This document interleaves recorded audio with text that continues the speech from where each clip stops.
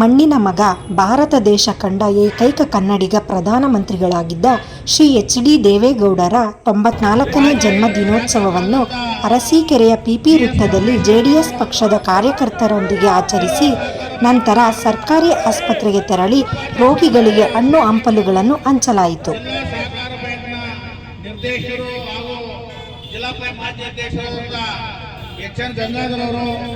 ಜಿಲ್ಲಾ ಪಂಚಾಯತಿ ಮಾಜಿ ಸದಸ್ಯರಾದಂಥ ಈ ದೇಶದ ಅಪ್ರತಿಮ ವೀರ ನಮ್ಮ ಯಜಮಾನರು ಎಚ್ ಡಿ ದೇವೇಗೌಡರವರ 93 ವರ್ಷದ ವಸಂತಗಳನ್ನು ಮುಗಿಸಿ 94ನೇ ವರ್ಷದಕ್ಕೆ ಕಾಲಿಡ್ತಕ್ಕಂಥ ಸಂದರ್ಭದಲ್ಲಿ ಅವರು ಶತಾಯುಷಿ ಆಗಲಿ ಅಂತೇಳಿ ಸ್ವಾಗತವನ್ನು ಮಾಡ್ತಾ ಅವಳಿಗೆ ಆರೈಕೆಯನ್ನು ಕೊಡ್ತಾ ಇವತ್ತು ಈ ಸಭೆಯಲ್ಲಿ ಭಾಗವಹಿಸಿರ್ತಕ್ಕಂಥ ಎಲ್ಲ ಜನತಾದಳದ ಕಾರ್ಯಕರ್ತ ಬಂಧುಗಳೇ, ಪತ್ರಿಕಾ ಮಾಧ್ಯಮ ಮಿತ್ರರೇ, ಇವತ್ತು ದೇವೇಗೌಡರ ಬಗ್ಗೆ ನಾವು ಯಾರೂ ಕೂಡ ಏನು ಹೇಳಿದ್ರು ಕೂಡ ಅದು ಕಮ್ಮಿನೇ. ಬಹುಶಃ ಇದು ಕರ್ನಾಟಕ ರಾಜ್ಯದಲ್ಲಿ ಇವತ್ತೇನು ಸರ್ಕಾರ ಇದೆ, ಏನು ಜನಪ್ರತಿನಿಧಿಗಳಿದ್ದಾರೆ, ಅವರು ಜನತಾದಳ ಅಂತ ಪಕ್ಷವನ್ನೇನಾದ್ರು ಕಟ್ತಾ ಹೋಗಿದ್ರೆ ಇವತ್ತು ಯಾರೂ ಕೂಡ ಈ ರಾಜಕೀಯ ಕ್ಷೇತ್ರದಲ್ಲಿ ಇವತ್ತೇನು ಚುಕ್ಕಾಣಿಗಳನ್ನು ಇಟ್ಕೊಂಡಿದ್ದಾರೆ. ಇವತ್ತು ಯಾರು ಮುಖ್ಯಮಂತ್ರಿ ಇರ್ಬೋದು, ಕೆಲವರು ಶಾಸಕರು ಇರ್ಬೋದು, ಇವತ್ತು ದೇವೇಗೌಡರ ಫೋಟೋವನ್ನು ಅವ್ರನ್ನ ಸ್ಮರಣೆ ಮಾಡ್ತಾ ನಾವು ರಾಜಕೀಯ ಕ್ಷೇತ್ರದಲ್ಲಿ ಬಂದಿದ್ದೀವಿ ಅಂತಕ್ಕಂಥ ಸ್ಮರಣೆಯನ್ನು ಇಟ್ಕೊಳ್ಬೇಕಾಗ್ತದೆ. ಯಾಕೆಂದರೆ ಪ್ರಾದೇಶಿಕ ಪಕ್ಷವನ್ನು ಕಟ್ತಾ ಹೋಗಿದ್ರೆ ಇವ್ರು ಯಾರು ಕೂಡ ಶಾಸಕರು ಆಗ್ತಿರಲಿಲ್ಲ, ಮುಖ್ಯಮಂತ್ರಿಗಳೂ ಆಗ್ತಿರಲಿಲ್ಲ. ಇದೊಂದೆಲ್ಲರೂ ಕೂಡ ಅರ್ಥ ಮಾಡ್ಕೊಳ್ಬೇಕಾಗ್ತದೆ.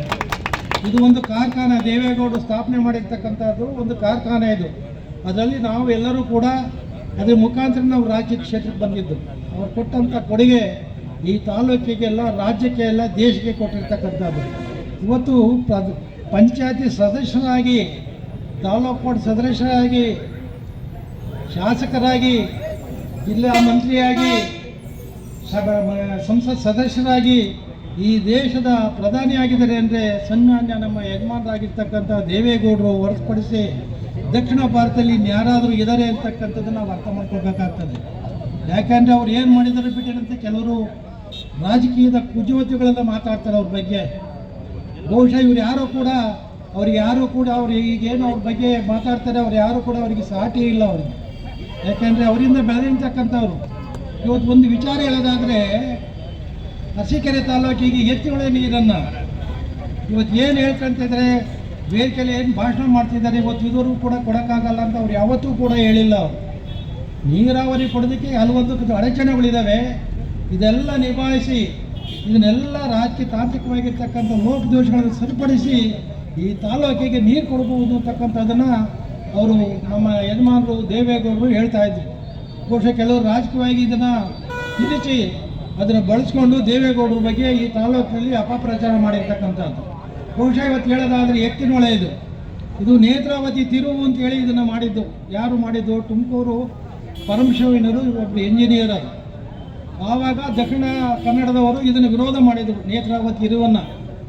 ಆವಾಗ ಏನು ಮಾಡಿದ್ರು, ಬದಲಾವಣೆ ಮಾಡಬೇಕು ಅಂತೇಳಿ ಆವಾಗ 8,000 ಕೋಟಿಗೆ ಇದನ್ನು ಬಡ್ಜೆಟ್ ಮಾಡಿದ್ರಿ. ಯಾವುದನ್ನು? ಇದನ್ನು ಎತ್ತಿನೊಳೆ ಅಂತ ಮಾಡಿ ಇವತ್ತು 28,000 ಕೋಟಿಗೆ ಇದು ಬಡ್ಜೆಟ್ ಮಾಡಿರ್ತಕ್ಕಂಥದ್ದು. ಇವತ್ತು ನೀರು ಕೊಡ್ತಕ್ಕಂಥ ಕೆಲಸ ನಡೀತಾ ಇದೆ. ಇವತ್ತು ಫಾರೆಸ್ಟ್ ಇಲಾಖೆಯಿಂದ ಕೇಂದ್ರ ಸರ್ಕಾರದಲ್ಲಿ ಇವತ್ತು ದೇವೇಗೌಡರು ಫೈಲ್ ಇಟ್ಕೊಂಡು ಹೋಗಿ ಅದನ್ನು ಕ್ಲಿಯರೆನ್ಸ್ ಕೊಡೋದ್ರೆ ಇವತ್ತು ಕೂಡ ನೀರು ಕೊಡೋಕೆ ಆಗ್ತಿರ್ಲಿಲ್ಲ. ಈ ಕೆಲಸ ಮಾಡಿರ್ತಕ್ಕಂಥದ್ದು ಯಾರು? ದೇವೇಗೌಡರು ಮಾಡಿರ್ತಕ್ಕಂಥದ್ದು. ಫಾರೆಸ್ಟ್ಗೆ ಇಲಾಖೆಯವರು ಅನುಮತಿ ಕೊಡೋದು ಹೋದರೆ ಕಾಮಗಾರಿ ಕೆಲಸ ಮಾಡೋಕ್ಕಾಗ್ತಿರಲೇ ಇಲ್ಲ. ಅದನ್ನು ಕೂಡ ಅವರು ಏನು ಕೆಲವರು ಪ್ರಬುದ್ಧ ಈ ರಾಜಕಾರಣದಲ್ಲಿ ಬುದ್ಧಿವಂತರಿದ್ದಾರೆ, ಅವ್ರ ಬಗ್ಗೆ ಅಪಪ್ರಚಾರ ಮಾಡ್ತಕ್ಕಂಥದ್ದು ಅಲ್ಲ ಅಂಥೇಳಿ ಅವ್ರಿಗೂ ಕೂಡ ಎಚ್ಚರಿಕೆಯನ್ನು ಕೊಡ್ತಕ್ಕಂಥ, ಇನ್ನು ಹೇಳತಕ್ಕಂಥದ್ದು ಇದೆ, ಬೇಕಾದಷ್ಟಿದೆ. ಈ ತಾಲೂಕಲ್ಲಿ ಏನೇನು ಅನ್ಯಾಯಗಳು ನಡೀತಾ ಇದೆ. ನಾನು ಯಾರಿಗೂ ಹೊಗಳಬಟ್ರಲ್ಲ, ನಾನು ಯಾವತ್ತೂ ನೇರವಾಗಿ ಕಂಡಿಸ್ಕೊಂಡು ಬಂದಿರೋದು, ಪ್ರಾಮಾಣಿಕವಾಗಿ ಕೆಲಸನೇ ಮಾಡ್ಕೊಂಬಂದಿರ್ತಕ್ಕಂಥದ್ದು. 27,000 ಕೋಟಿ ರಾಜ್ಯದ ಬಜೆಟ್ ಇದ್ದಾಗ ಇವತ್ತು ಸೆಂಟ್ರಲ್ IDSFT ಸ್ಕೀಮ್ ತಂದು ಇವತ್ತೇನು ಅಲ್ಲಿ ಕಾಂಪ್ಲೆಕ್ಸ್ ಇದೆ, ಕುಡಿಯೋಕ್ಕೆ ನೀರು ಕೊಟ್ಟಿಲ್ಲ ಅಂತ ಹೇಳ್ತಾ ಇದ್ರು. 18 ಕೋಟಿ ರೂಪಾಯಿಗೆ ಎತ್ತಿನೊಳೆ ಇಲ್ಲಿಗೆ ವಾರಕ್ಕೆ 2 ಸಲ ಇಲ್ಲಿ ಕೊಡ್ತಿದ್ದೆ. ನೀವು 128 ಕೋಟಿ 250 ಕೋಟಿ ಮಾಡಿ ಬಡ್ಜೆಟ್ ಜಾಸ್ತಿ ಮಾಡ್ಕೊಂಡು ದುಡ್ಡು ಹೊಡೆಯೋಕೆ ನಿಮ್ದು ಏನಿಲ್ಲ. ಅಭಿವೃದ್ಧಿ ಹೆಸರಲ್ಲಿ ನೀವು ದೊಡ್ಡರಾಗಿ ವಿಚಾರ ಮಾಡಿದ್ದೀರಿ. ಇವತ್ತು ಹೇಳಿರೋ ತಪ್ಪಾಗುತ್ತೆ. ಅಭಿವೃದ್ಧಿ ಕೆಲಸಗಳನ್ನು ನಿಮ್ಮ ಅಭಿವೃದ್ಧಿಗೋಸ್ಕರ ಮಾಡಿರ್ತಕ್ಕಂಥ ಅದು ಬಹುಶಃ ಯಾವುದು ಕೂಡ ನಿಮ್ಮ ಮಾತು ಹೇಳ್ತೀನಿ, ಯಾರೇ ಆಗಲಿ ರಾಜಕಾರಣಿಗಳು ದೇವೇಗೌಡರ ಮಟ್ಟಕ್ಕೆ ಯಾರಾಗಲಿ ಈಗಿರ್ತಕ್ಕಂಥದ್ದು ಯಾರು ಕೂಡ ಬೆಳೆಯೋಕ್ಕಾಗಲ್ಲ. ಸಿದ್ದರಾಮಯ್ಯನವರು ಕೂಡ ಅಲ್ಲಿಂದಲೇ ಬೆಳೆದು ಬಂದಿರ್ತಕ್ಕಂಥದ್ದು. ಇನ್ನು ಕೆಲವರು ಇವತ್ತೇನು ಸಣ್ಣ ಪುಟ್ಟ ರಾಜಕೀಯ ಕ್ಷೇತ್ರ ಅದೆಲ್ಲ ಅವರಿಗೆ ಮಾತಾಡಕ್ಕೆ ಹೋಗ್ಬಾರ್ದು. ಆದರೆ ಯಾರು ಕಷ್ಟಕಾಲ ಆಗ್ತಾರೆ ಸುಮ್ಮನೆ ಕಂಡಿರ್ಬೇಕು. ಅದನ್ನ ಜೀವನದಲ್ಲಿ ದೇವೇಗೌಡರ ಆದರ್ಶಗಳನ್ನು ನಾವು ಜೀವನದ ಪ್ರಾಮಾಣಿಕವಾಗಿ ನಡೆಸ್ಕೊಂಡು ಬಂದರೆ ಮುಂದೆ ಹಲವಾರು ಯುವಕರು ಇದ್ದಾರೆ ರಾಜಕೀಯ ಕ್ಷೇತ್ರ ಬರ್ತಕ್ಕಂಥವ್ರು. ನಾವು ಯಾರು ಅವ್ರಿಗೆ ಇರೋದೇ ಇಲ್ಲ. ಯಾರು ದೇವೇಗೌಡರ ನೇತೃತ್ವದಲ್ಲಿ ಬೆಳೆಯಬೇಕು. ಮುಂದೆ ನಾವು ಕುಮಾರಣ್ಣವರು ನಾಯಕರಲ್ಲಿ ಈ ರಾಜ್ಯದ ಅಭಿವೃದ್ಧಿ ಆಗೋದಕ್ಕೆ, ಯಾಕೆಂದರೆ ಜಾತಿ ಮೇಲೆ ಕುಮಾರಣ್ಣವರಾಗಲಿ ಇನ್ನೊಬ್ಬರನ್ನಾಗಲಿ ಹೇಳ್ತಕ್ಕಂಥದ್ದಲ್ಲ. ಇವರು ಸುಲಭವಾಗಿ ಸಮರಾವು ಸದವನ್ನು ಸಮಾನ ಕೊಡ್ತಕ್ಕಂಥ ಕಾರ್ಯಕ್ರಮ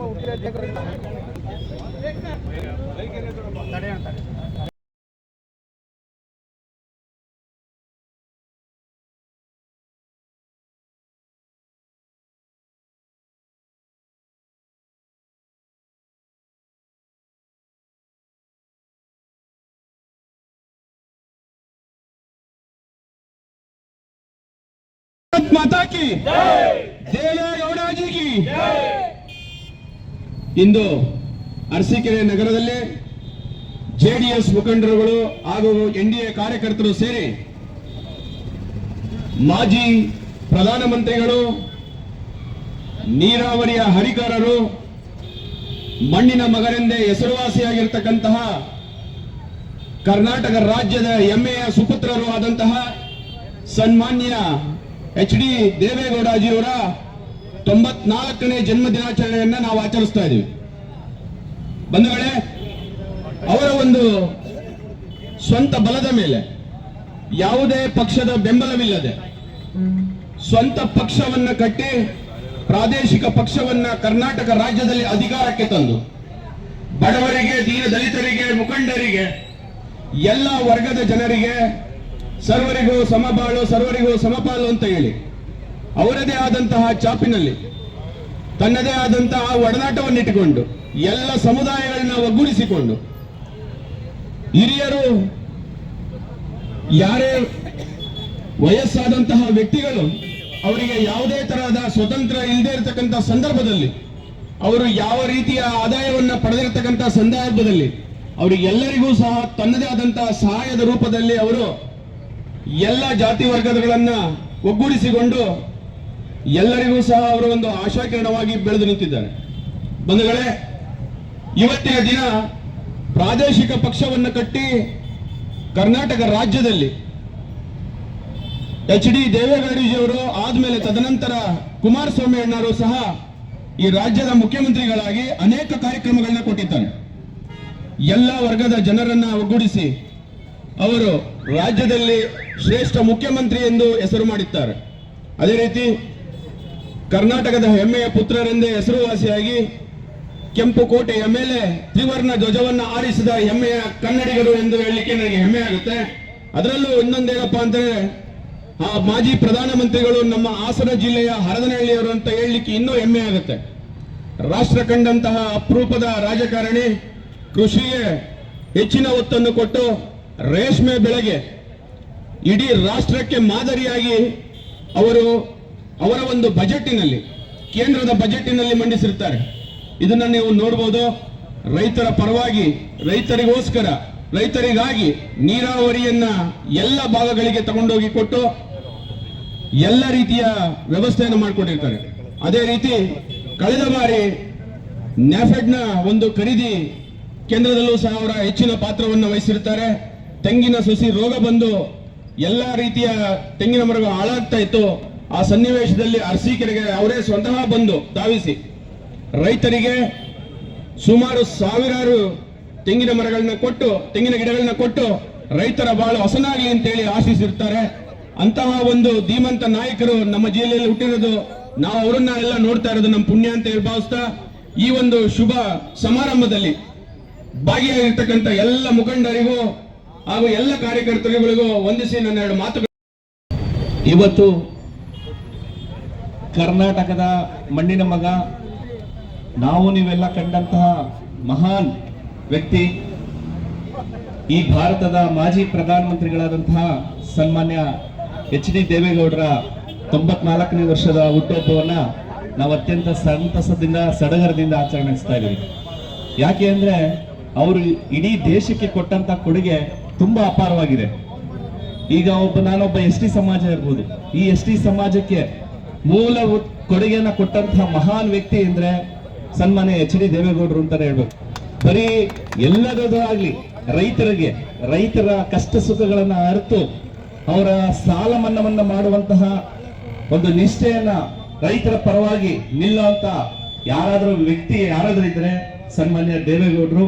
ಭಗವಂತ ಅವರಿಗೆ ಇನ್ನು ಹೆಚ್ಚಿನ ಆರೋಗ್ಯ ಕೊಟ್ಟು ಇನ್ನು ಮುಂದಿನ ದಿನಗಳಲ್ಲಿ ಏನು ನಮ್ಮ ಸರ್ಕಾರ NDA ಸರ್ಕಾರ ಬರುತ್ತಲ್ಲ ಅದನ್ನ ಅವರು ಸಂತೋಷದಿಂದ ನೋಡುವಂತ ಸಮಯ ಆದಷ್ಟು ಬೇಗ ಬರಲಿ ಅಂತ ಆ ಭಗವಂತನಲ್ಲಿ ಪ್ರಾರ್ಥನೆ ಮಾಡ್ತಾ ಅವರಿಗೆ ಒಳ್ಳೇದಾಗ್ಲಿ, ಅವ್ರು ಅನ್ಕೊಂಡಿರೋದೆಲ್ಲ ನೆರವೇರ್ಲಿ ಅಂತ ನಮ್ಮೆಲ್ಲ 94ನೇ ವರ್ಷದ ಈ ಒಂದು ಜನ್ಮ ದಿನಾಚರಣೆ ಸಂದರ್ಭದಲ್ಲಿ ಅರಸೀಕೆರೆ ತಾಲೂಕಿನ JDS-ನ ಮುಖಂಡರೆ ಮತ್ತು ಬಿಜೆಪಿ ಮುಖಂಡರುಗಳು ಮತ್ತು ನಮ್ಮ ಮಾಜಿ ಶಾಸಕರಾದಂಥ ಪರಮೇಶ್ವರನವರ ನೇತೃತ್ವದಲ್ಲಿ ಇವತ್ತೇನು ದೇವೇಗೌಡರ ಜನ್ಮದಿನವನ್ನು ಆಚರಿಸ್ತಾ ಇದ್ದೀವಿ.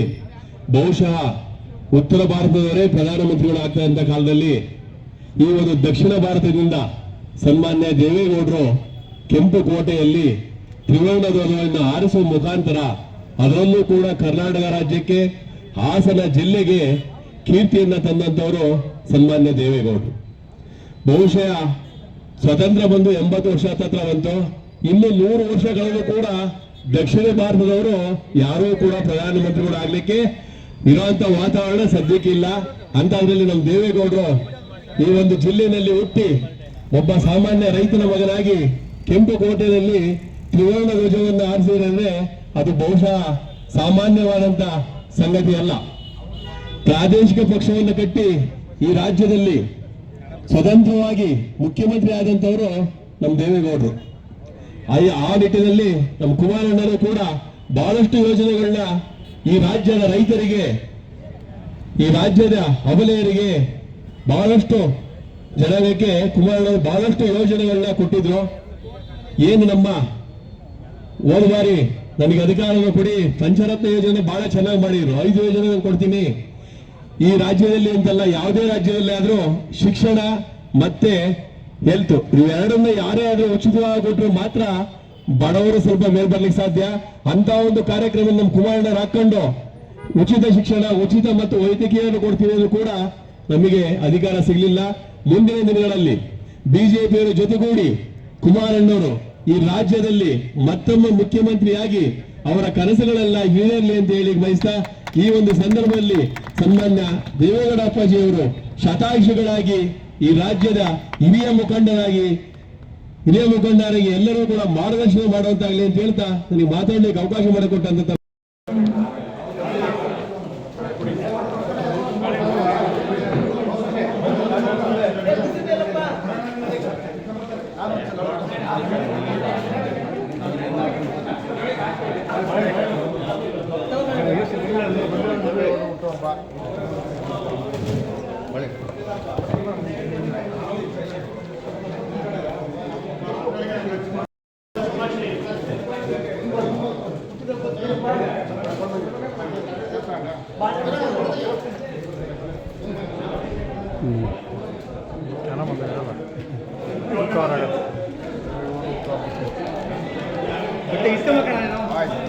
ಹಂಗೆ ಇಟ್ಕೊಂಡ್ರೆ ಬರೋದು.